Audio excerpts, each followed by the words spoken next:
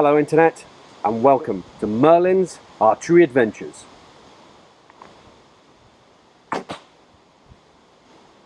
love this bow.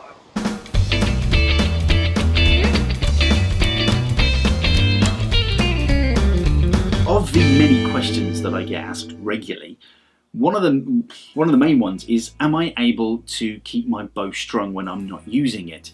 And I'm inclined to say no, and I'm a firm believer in the fact that all bows, especially wooden bows, they do have a finite lifespan, and the harder working and the longer you work that bow, the shorter the lifespan, and I'm a firm believer in that. And even when a bow is braced like this, it's working, it's under tension, there's energy stored in there, and I'm going to show you exactly how much energy in a second. But yeah, all the damage that can occur to a bow is usually done while it's strung. You can get limb twists, you can get limb set, where the limbs sort of take on a slightly different shape and lose a bit of power. And yeah, it's basically short. Keeping a bow strung is shortening the lifespan of the bow. Now, there are manufacturers out there that state you can leave their bow strung, but I wouldn't risk it. I really wouldn't risk it. I would de-string your bow when you're not using it, using a stringer. Restring it with a stringer. If you take care of your bow, if you use stringers, if you make sure you never put it away wet, it's going to last a very long time. The lifespan of a bow is huge anyway. I've got some old Ben Pearsons up there from the 70s that are pretty much just as good as they were back in the day.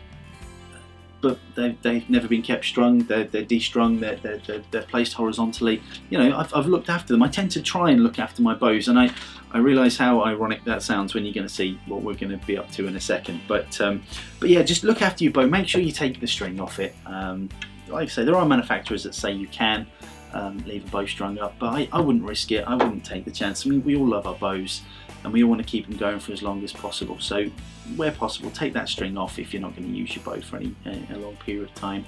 But yes, getting a bit sciencey now, what I wanted to do was show you exactly how much energy is stored in a braced bow. So I MacGyvered this little thing together from one of my old ice hockey sticks and a knife.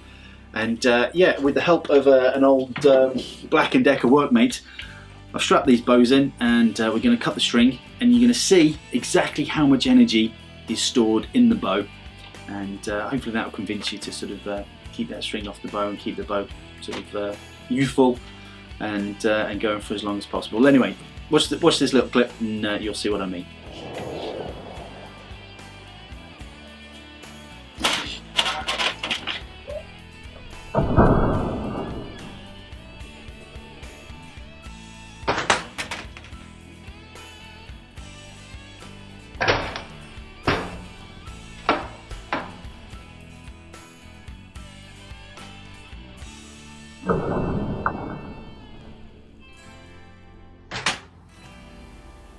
Well, obviously I had a lot of fun doing that, but please, whatever you do, don't try that at home. I really wouldn't recommend it. It's not good for your bow. Sticking it in a Black & Decker workmate and cutting the string with a knife, that's just crazy. So please don't do that, but I hope that demonstrates the energy that's stored in your bow when it's braced.